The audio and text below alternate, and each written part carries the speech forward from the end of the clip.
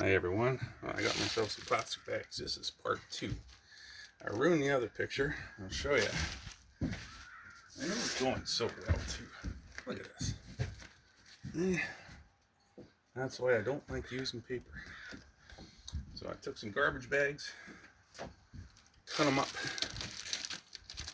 like that, unfold them, and these are going to work great. Alright, so this is part 2. I'm going to get going. I'm going to do it all over again. Same planets, I'm going to try and do the same color schemes and that sort of thing. Try to do the same thing again. And I'll remember to tell you the rest of my story. Alright, let's get going. Okay. That over. Hope you guys don't have motion sickness, because I know this is pretty hairy right now. There you go. Good. Alrighty. Now, where were we? Those guys. That's right. Some of those guys. Those guys were scared out of their minds. They don't know what to think. I don't blame them. I mean, who on earth would want to have to tackle with having voices and strange heads coming out of the walls? I don't know about you, boy, but you'd definitely be scared. Definitely be scared. So they had all the voices recorded, and he went back to his friend's mixing studio, where he dealt with this sort of thing on a daily basis. And well, what they did was they separated all the tracks off. Right? Separated all the tracks off so they could isolate each one. And in doing so, they're able to hear the voices individually. And that's when the amazing part started. Well, what they heard was, have you ever heard the saying, if only the walls could speak? You heard people say that, boy, if these walls could speak. Well, that's exactly what happened. These walls did speak. And they told stories. He told stories about the previous owners. They told stories about wars. They told stories about innuendos and gossip and people having forbidden relationships with each other. It was something else. It was like a gossip magazine from hundreds of years ago. It's incredible. And they sat there riveted, listening to this stuff. They couldn't believe it. They just could not believe what they were listening to. I think these plans are going to be better than the last ones. So I'll be right back. So they heard stories about some general in the Civil War. He was courting some young lady, and she ended up getting killed. Oh, terrible. Then they heard another story. Some man in the early 1900s, he lost all his fortunes because of the big stock market crash that led to the Great Depression. Oh, it was something else. They were listening to all this. And so the guy's like, you know what I'm going to do? I'm going to write all these stories down. The guy's like, what do you mean? I'm going to write all these stories down. And I'm going to make a book on them. I'm going to make a book on these. I'm going to chronicle them all. The guy's like, oh, that's not a bad idea, actually. And then we'll have a record. Because who knows how long that these voices will last? I mean, who knows, eh? So he took upon himself the task of writing down every story that he heard that day. And it took him forever. Month after month, he wrote He's basically a transcriptionist. And he wrote all the different tales.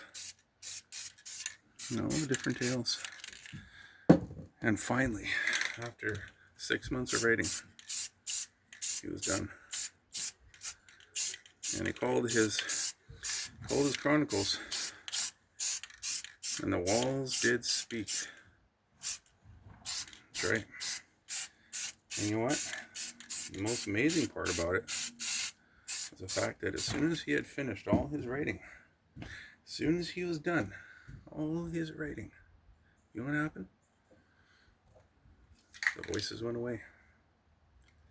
Yeah, the voices went away. Isn't that amazing? And you never heard the voices again. So, there are people that say that that our voices, that our tales, that our stories, they never go away. They always seem to be around. They always seem to just keep on going. Well, that's the truth. And there's a lot of tales, a lot of stories that are still floating around, trying to find someone's ear to listen to. You gonna listen to those stories? You gonna open up some of those amazing books and read those stories and understand how amazing history is? I think that would be a good idea. Because if you do that, then the past comes alive again. And you never know. You might just end up being in a house one day where the walls did speak. Well, how do you like that for a story? That was my story. That was the one I wrote.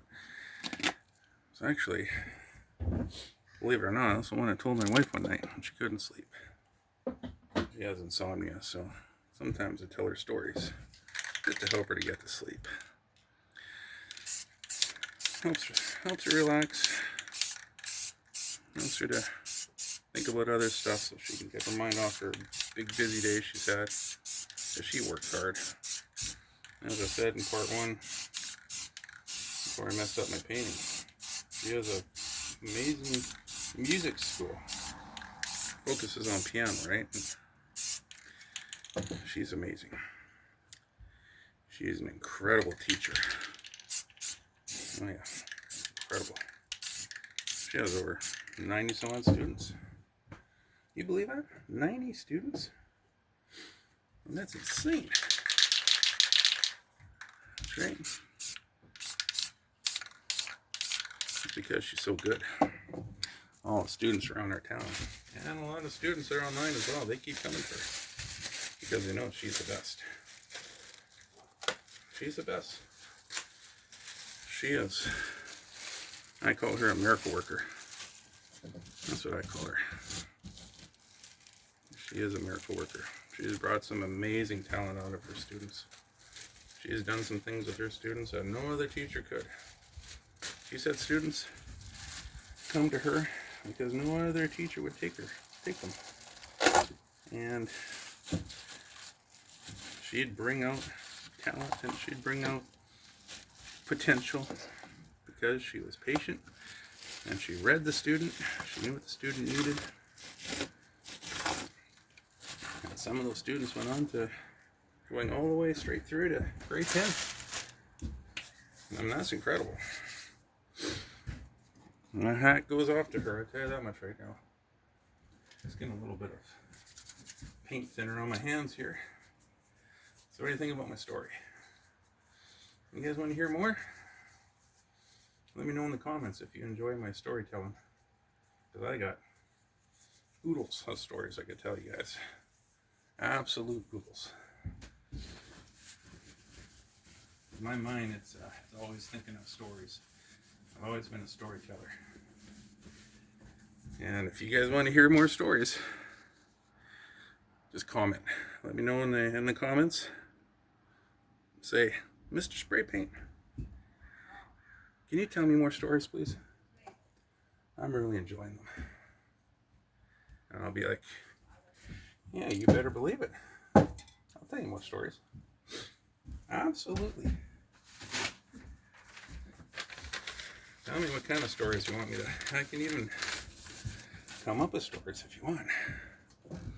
You say, hey, can you tell me a story about this? You can tell me a story about this. How about this? You know, and I can do that too. Definitely. And I think this old fan brush has seen its day. Doesn't want to come clean anymore. So what I'm going to do is I'm going to grab a different fan brush and slowly but surely I'm going to be working through them. And yes, I have been cleaning them. Yes, I have. That's a promise. But sometimes it just doesn't matter. For whatever reason, those paintbrushes just don't want to come clean, and then they get all hard, and then you try to soften up again. Eventually you just throw them out.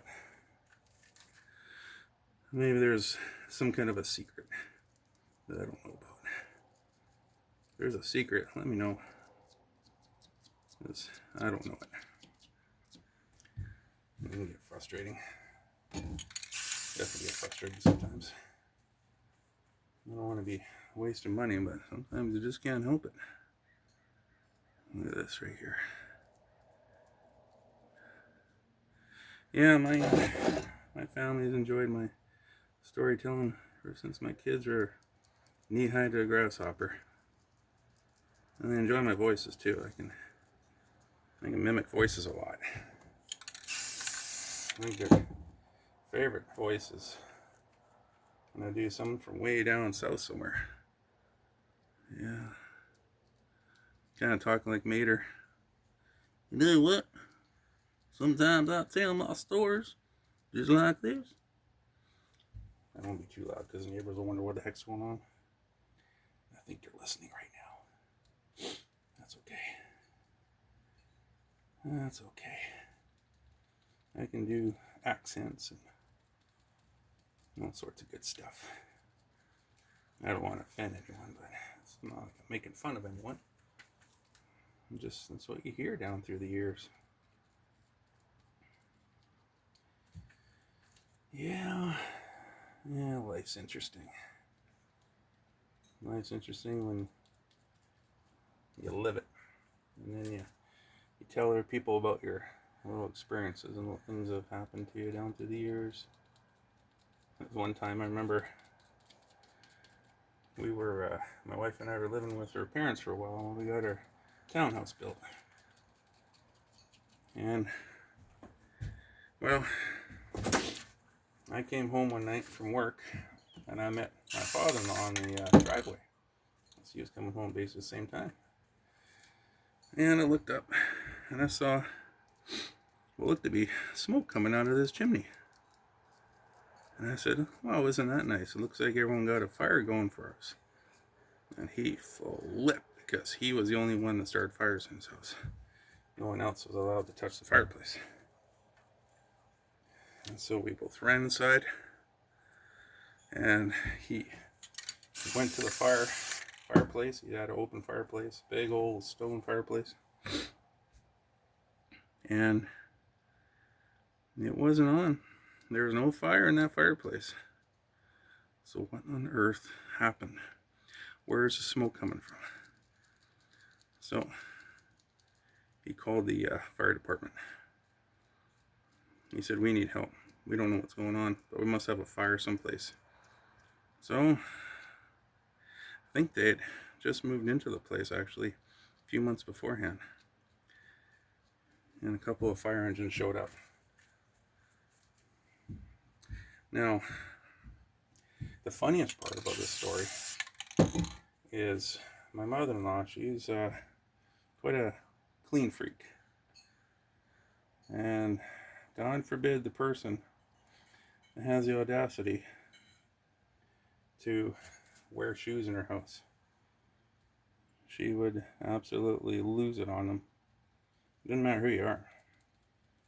Even if it was the President of the United States coming over, he had to take his shoes off. And that was final. Well, these firefighters showed up. And they came in with their big boots on. I think you know where I'm going with this. And she says, I don't care if my house is on fire, you're taking your boots off. Now this is a true story. They had to take their boots off because she didn't want their dirty boots on her carpet. And so these poor firefighters looked at their boss, the chief there. I guess that's what you call him. And he just looked at them and said, you better take your boots off. I don't think that's allowed, honestly, but they had to take their boots off. So here's all these firefighter boots sitting at the front door. And I was horrified. She made them do this, but they went. I showed them where the attic entrance was, and they went into the attic and they looked around. They didn't see anything. They looked around the entire house. They saw no signs of smoke or anything. Well, it didn't make sense. We saw, at least what we thought was smoke coming out of the chimney. And what we actually found out was, at the end of it all, was that the furnace. When the furnace turned on, the heat, or whatever goes out of the pipe of a furnace up into the sky, looked like smoke, but it was just steam. That's right. So that's what happened. I got a wasp. I'm going to beat it. So that's what happened. It was steam coming from the furnace. It wasn't smoke. You tell me. Everyone was panicking, running around the house, wondering where the smoke was coming from, and no one could figure it out. So that's what happened. Thankfully, it turned out good. And we all sat down and had a good laugh afterwards. I think the funniest part was watching the firefighters put their boots back on. That was the funniest part. One for the ages, boy. Yeah, my mother-in-law, she's pretty cool. I do love her a lot. She's an amazing woman. Yeah. They live quite a ways away from us. I live in a town called Creston, BC. We used to live there a few years back, and there wasn't really any opportunities for the kids. There wasn't any work there. My wife didn't have many students, so we decided we're going to move back to Williams Lake, where we originally came from. So hopefully one day my in-laws decide to move here, because I'd love to see them. I'd love to be neighbors with them and go visit them and have special dinners with them, like for Thanksgiving and stuff like that. That'd be fun. Alright, now enough of that talking. I gotta get myself a foam brush. Now where did I put those foam? There they are. I got a wasp bugging me today. Normally, oh no, look at all the sawdust. Oh, this thing is full of sawdust. Where does this sawdust come from? My word. Sawdust, it's just incredible. It's everywhere. You think you cleaned up, but you don't. Well, let's see here. So the cross is probably going to go right about here, I think. I think the cross will look good right here. What do you think? Yeah, I did a good job with that one. It's always a risk you have to take. Always a risk. Because sometimes decisions like that make or break a painting.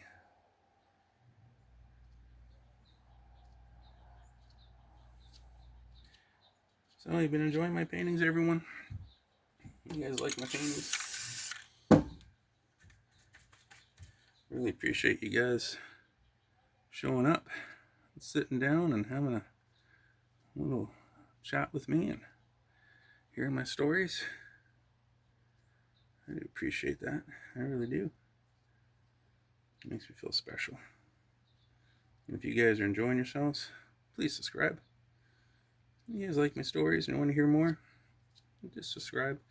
Doesn't take much. I hit that little button. Doesn't take much at all. So, what I'm going to do here,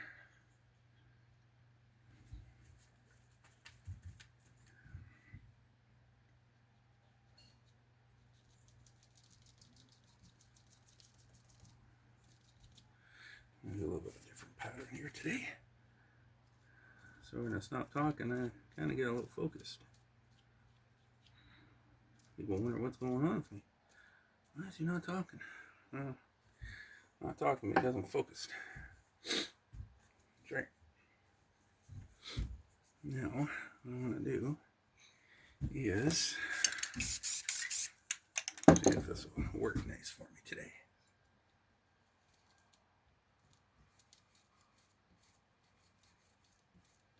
I'll try something a little different here.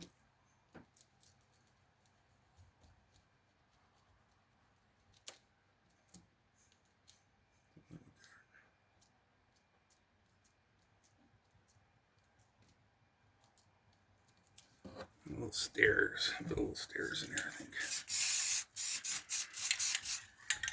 I don't really do much with a knife. I use painting knives. I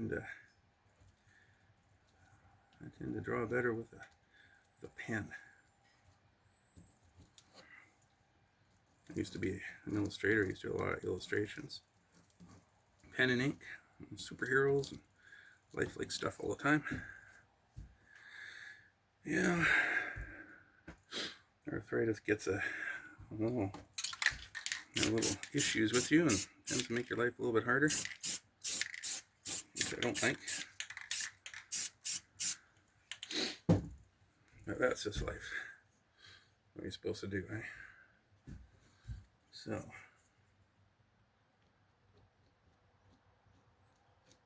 I'm scraping this. I want to make this a little bit of a rocky or rough looking area. Yeah, I think that's going to work.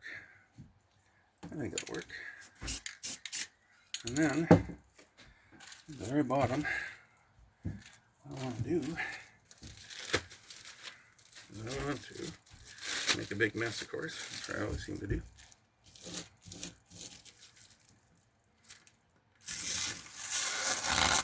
Oh, yeah. See, I love that little bit of stuff going on there. Yeah. Just add a little bit of something a little bit interesting. A little bit of texture, a little bit of something that people will look at and go, because you know what ends up happening inevitably? Someone picks out something and the painting goes, I like that right there. And that's what usually happens. That's what usually happens. All right, well, what do you think? You think I'm done? I think I'm done. I think this is... I'm throwing screws around now. Holy smoke. Alrighty. My old John Hancock over here. Well, it's been an interesting painting. Part one was... well, I don't know if you want to call it fun, but it was interesting. And this is part two, and I think I redeemed myself a little bit. I think that looks good. Of course, we have part one is that with a nasty bunch of flyers that got stuck. If anyone wants this painting the way it looks, you can definitely have it. Just let me know, and I'll send it to you. But this is a finished product. I'm kind of happy the way it turned out. I think it looks good. Well, you know what? If you haven't subscribed, make sure you subscribe. It's Mr. Spray Paint. All you have to do is look me up. And if you like what I've done here, share. Pass it on to someone else. Hit the like button. And if you have any ideas for stories or ideas for paintings or any advice or anything like that, just let me have a comment. Put a comment down for me.